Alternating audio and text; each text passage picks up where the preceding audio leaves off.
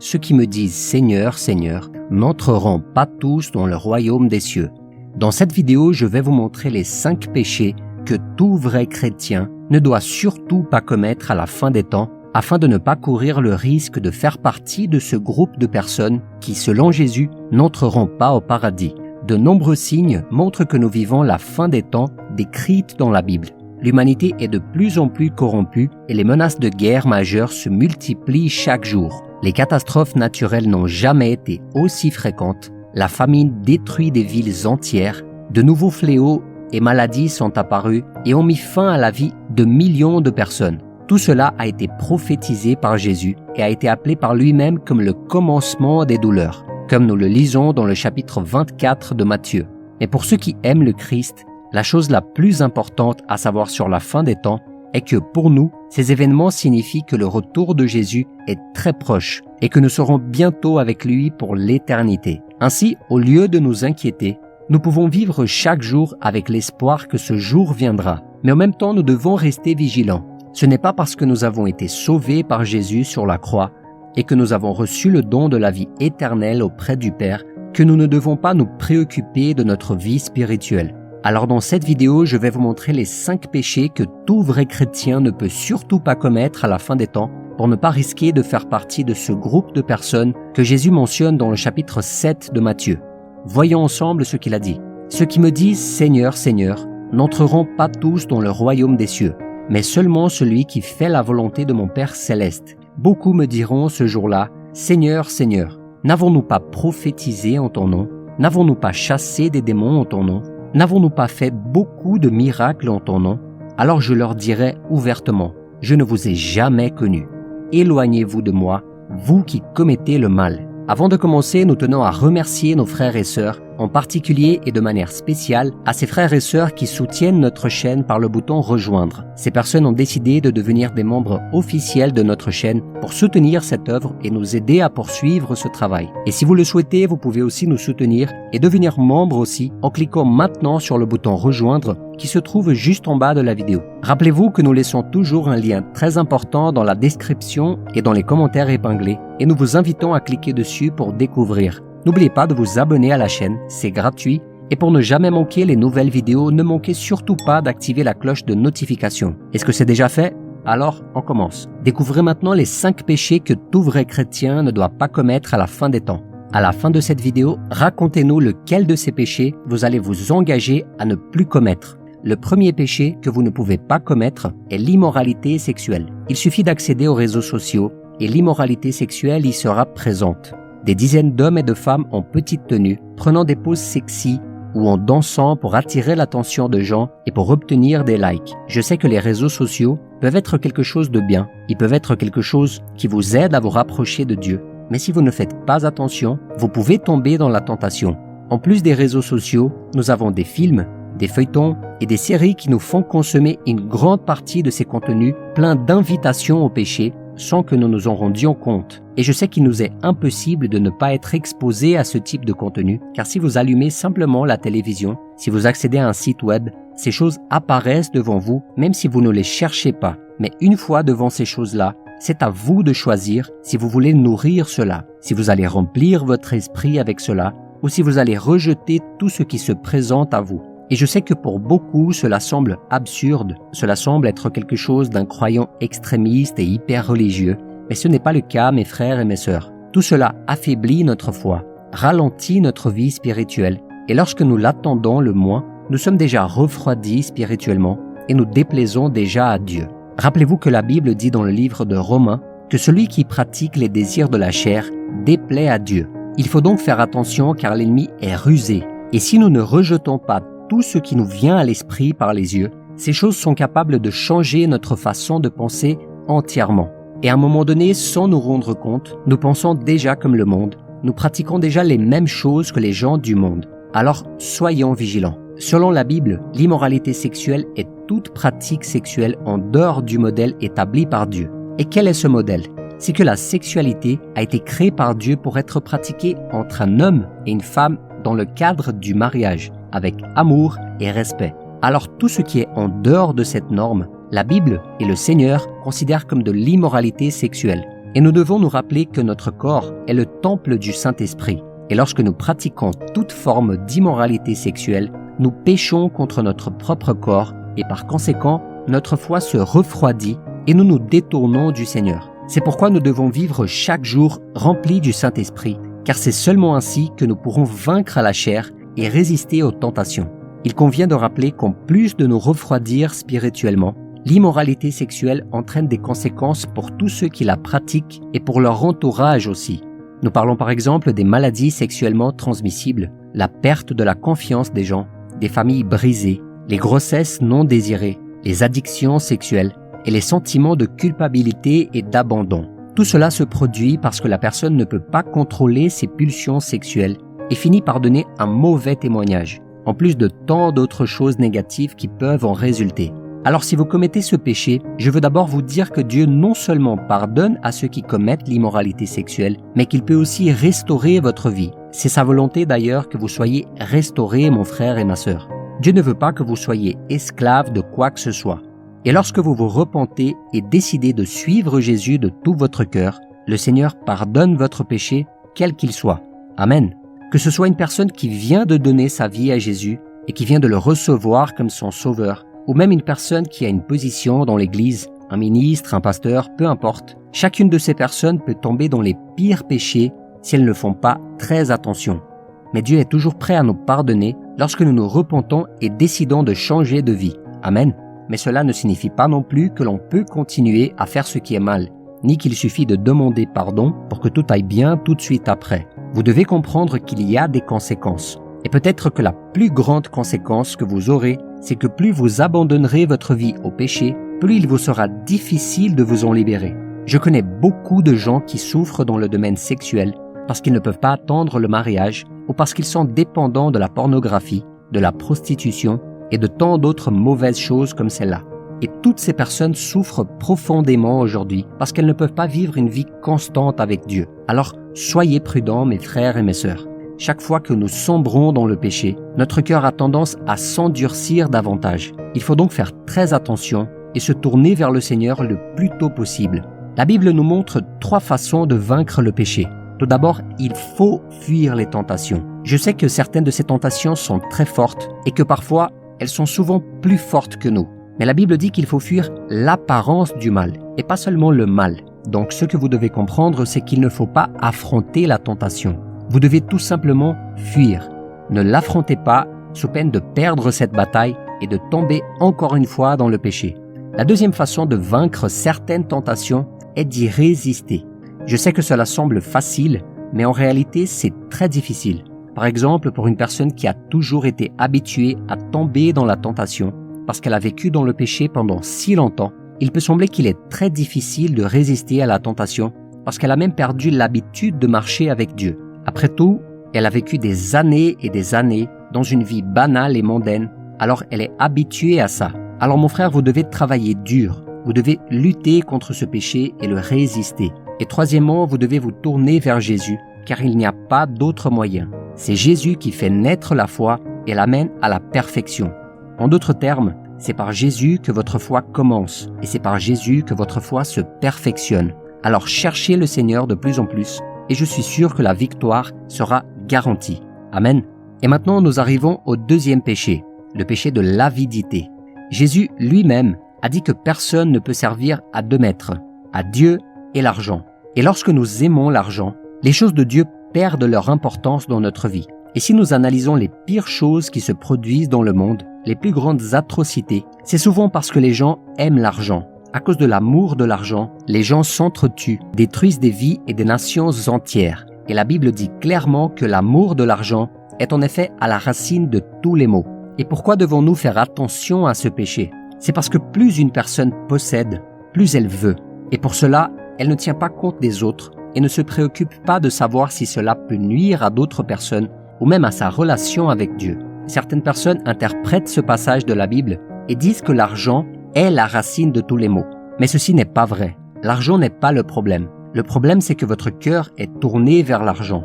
Et si nous analysons bien, l'argent peut être une bénédiction. Avec l'argent, vous pouvez faire de la charité, vous pouvez aider des hôpitaux, vous pouvez servir et faire l'œuvre de Dieu.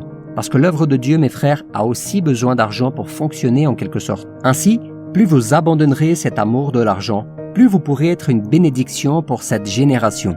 Et faites très attention, car nous vivons à une époque où le consumérisme s'accélère. Les gens veulent juste consommer. Ils veulent juste acheter pour pouvoir montrer aux autres ce qu'ils possèdent. Nous devons donc savoir comment gérer ce domaine. Sinon, vous pouvez être sûr que c'est l'argent qui nous asservira. Combien de personnes se retrouvent endettées à ce moment-là? Elles ne savent pas comment gérer l'argent. Elles souffrent et toute la famille subit les conséquences aussi. C'est pourquoi, en tant que serviteurs de Dieu, nous devons faire preuve de beaucoup de sagesse dans ce domaine. Amen. Et maintenant, nous arrivons au troisième péché, qui est la colère incontrôlée. Lorsque nous regardons des sites d'infos ou même la télévision, nous réalisons qu'un simple moment de débordement émotionnel peut nuire pour toujours à une famille tout entière. Cela peut détruire des vies, et pas seulement la vôtre, mais aussi celle des autres. Et la colère incontrôlée est un péché que le diable a beaucoup utilisé ces derniers temps pour détruire des vies et causer la destruction, même au sein de l'Église. Mais je veux vous dire que la colère en elle-même n'est pas un péché, car la Bible dit qu'il est possible de se mettre en colère sans péché. Il y a des moments dans notre vie où il est normal de se mettre en colère contre une certaine situation.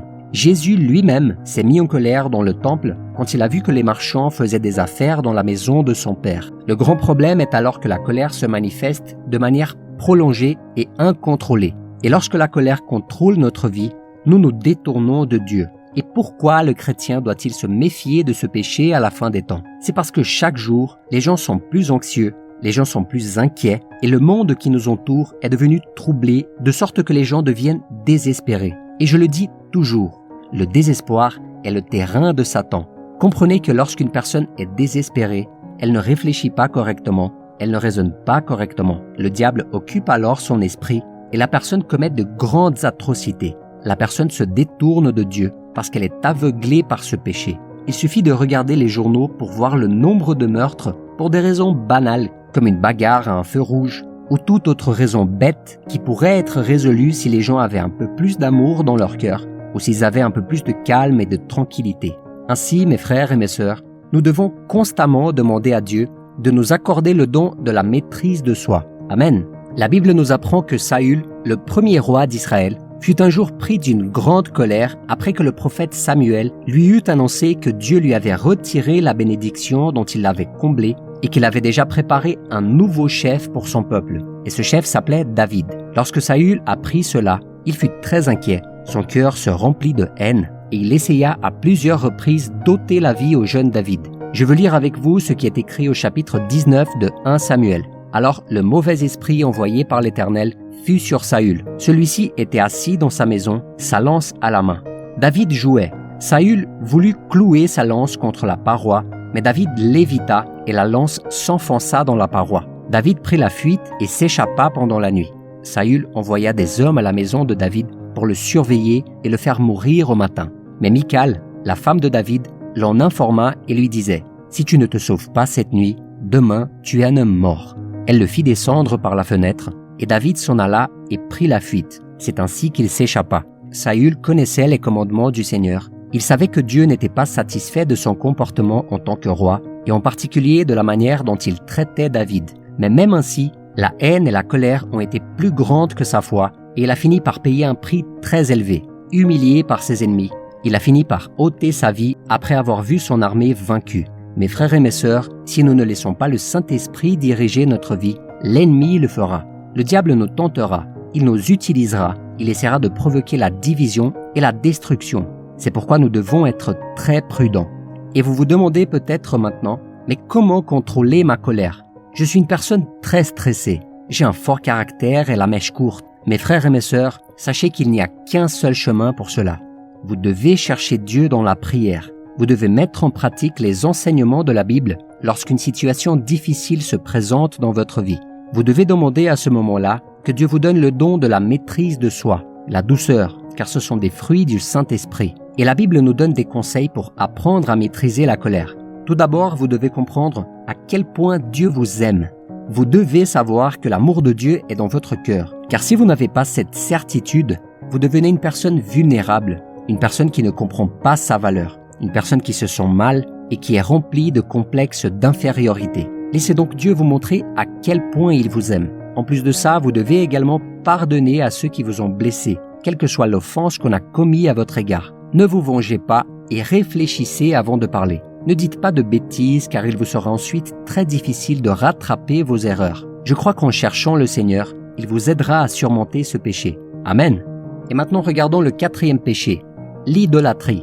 La Bible condamne l'idolâtrie et tout le monde le sait. Mais de nombreuses personnes comprennent mal le concept de ce péché. Beaucoup pensent que l'idolâtrie consiste simplement à adorer une image taillée ou à un autre Dieu que le Seigneur. Mais la vérité est que l'idolâtrie est quelque chose de beaucoup plus profond. C'est subtil, c'est quelque chose qui est déguisé la plupart du temps. Et c'est pour ça qu'elle est si dangereuse. Mais pourquoi ? Parce que mes frères et mes sœurs, l'idolâtrie consiste à mettre n'importe quoi ou n'importe qui à la place de Dieu. Et lorsque nous voyons le peuple d'Israël idolâtrer et fabriquer un veau d'or, souvent c'est très facile pour nous de juger ce peuple. Mais nous devons comprendre que peu de fois dans l'histoire, l'idolâtrie a été aussi présente qu'elle ne l'est à la fin des temps, à l'époque actuelle que nous vivons. De plus en plus, nous voyons des gens idolâtrer l'argent, un bien matériel quelconque, idolâtrer leur propre corps, des chanteurs, des acteurs ou d'autres célébrités. En plus, il y a les idoles directement liées au péché, ces idoles qu'on garde dans notre cœur. Vous savez ce petit contact que vous gardez sur votre téléphone portable, cette personne avec laquelle vous flirtez sans cesse sur Internet, eh bien cela devient une idole, parce que vous ne voulez pas y renoncer pour servir Dieu. Il se peut que même sans le savoir, vous commettiez déjà le péché de l'idolâtrie. Alors je veux vous inviter à faire une brève réflexion. Y a-t-il quelque chose dans votre vie que vous avez estimé plus que le Seigneur? Avez-vous consacré plus de temps à cette chose ou à cette personne qu'à Dieu? Combien de temps y pensez-vous dans la journée? Mon cher frère et ma chère sœur, sachez que votre communion avec Dieu doit absolument être au-dessus de toute autre chose. Soyez donc très prudents, car la Bible condamne l'idolâtrie. Je veux aussi lire avec vous un passage du chapitre 22 de l'Apocalypse. « Je suis l'alpha et l'oméga, le premier et le dernier, le commencement et la fin. Heureux ceux qui lavent leurs robes, ils auront droit à l'arbre de vie et pourront entrer par les portes de la ville. Dehors les chiens, les sorciers, ceux qui vivent dans l'immoralité sexuelle, les meurtriers, les idolâtres et tous ceux qui aiment et pratiquent le mensonge. » Alors vous voyez mes frères et mes sœurs, il se peut donc que nous ne nous prosternons jamais physiquement devant une statue, mais en revanche nous plaçons trop souvent notre espoir et notre confiance dans des choses qui ne sont pas Dieu, comme l'argent, la stabilité financière ou même notre famille. Alors comprenez une chose mes frères et mes sœurs, Dieu ne partage sa gloire avec personne. Mettez donc le Seigneur en premier dans votre vie, et ensuite il ajoutera tout ce dont vous avez besoin. Amen. Et passons maintenant au 5e péché que nous ne devons pas commettre à la fin des temps. L'égoïsme. Est-ce que quelqu'un vous a déjà dit une fois que le monde ne tourne pas autour de vous? Si la réponse est oui, c'est probablement parce que vous avez un comportement égoïste. L'égoïsme nous pousse à ne penser qu'à nous-mêmes et non à ceux qui nous entourent. Et vous pouvez même penser qu'il est exagéré de ma part de mettre l'égoïsme dans cette liste de péchés. Après tout, il y a tant d'autres péchés bien plus graves, n'est-ce pas? Mais je vous assure que l'égoïsme, c'est la base de tout. L'égoïsme est le contraire de l'amour. On dit souvent que le contraire de l'amour est la haine, mais je vous assure que non. Le contraire de l'amour est l'égoïsme, car l'amour donne, l'amour offre et il sert. Mais l'égoïsme veut tout pour lui-même. À cause de l'égoïsme, beaucoup de gens font de la magie noire, beaucoup de gens mentent, beaucoup de gens ressentent de l'envie, font des commérages, beaucoup de gens ôtent la vie d'une autre personne. Nous devons alors faire très attention, car Jésus a dit que nous devions aimer notre prochain comme nous-mêmes. La Bible dit aussi quelque chose de très grave. Tout homme qui déteste son frère est un meurtrier. Et vous savez qu'aucun meurtrier n'a la vie éternelle en lui. Si nous haïssons notre frère, nous sommes mis au même niveau que celui qui ôte la vie à quelqu'un. Nous sommes donc appelés à aimer, à montrer de l'amour, à prier pour les gens. Car il ne sert à rien d'aller à l'église, de prier, de lire la Bible, mais de ne pas pardonner son frère, de ne pas aimer les gens et de ne pas regarder son prochain avec compassion. Si nous laissons l'égoïsme s'emparer de notre cœur, nous sombrerons dans le péché et nous perdrons notre relation avec Dieu. Dans le livre de la Genèse, nous voyons qu'Adam a eu 2 fils, Caïn et Abel. Les 2 étaient très différents, car le fils aîné Caïn était orgueilleux et égoïste, tandis qu'Abel était un humble garçon. Et Adam disait toujours à ses enfants qu'il était important d'offrir des sacrifices au Seigneur sur l'autel qu'il avait construit. Et la Bible dit qu'Abel, qui était berger, offrait toujours ses meilleures brebis au Seigneur. Caïn était agriculteur et après avoir cueilli ses fruits, il gardait toujours la meilleure partie pour lui et offrait le reste à Dieu. Et Dieu vit qu'Abel l'honorait de ce qu'il avait de meilleur, tandis que son frère apportait toujours un sacrifice misérable. C'est pourquoi Dieu a accepté le sacrifice d'Abel et a rejeté celui de son frère. Puis la Bible dit que Caïn est devenu si furieux et jaloux qu'il est allé jusqu'à tuer son frère à cause de cela. Alors mon frère, regardez les conséquences de ce péché. Vous pensez qu'il n'y a que vous qui devez être accepté, qu'il n'y a que vous qui devez être béni, alors que non. Vous devez aussi vous réjouir de la victoire de l'autre. La Bible dit que nous devons pleurer avec ceux qui pleurent et nous réjouir avec ceux qui se réjouissent. Ainsi, chaque fois que vous voyez quelqu'un être béni, demandez à Dieu de ne pas laisser l'égoïsme entrer dans votre cœur et que vous puissiez vous réjouir avec l'autre personne. Vous voyez ce que je veux dire? Car sinon, mes frères, l'égoïsme peut vous éloigner complètement de Dieu. Amen. Évidemment qu'il y a d'autres péchés que ces 5-là, mais j'ai voulu les présenter en particulier pour que vous réfléchissiez à votre vie. Car mes frères et mes sœurs, le temps presse. Jésus est sur le point de revenir et il jugera le cœur de chacun. Nous devons donc tenir ferme, être vigilants, afin que le mal n'entre pas dans nos cœurs. Lorsque Jésus était sur le point d'être crucifié, il a fait une prière pour nous. Et elle se trouve au chapitre 17 de Jean. Regardez ce que Jésus a demandé pour nous dans cette prière.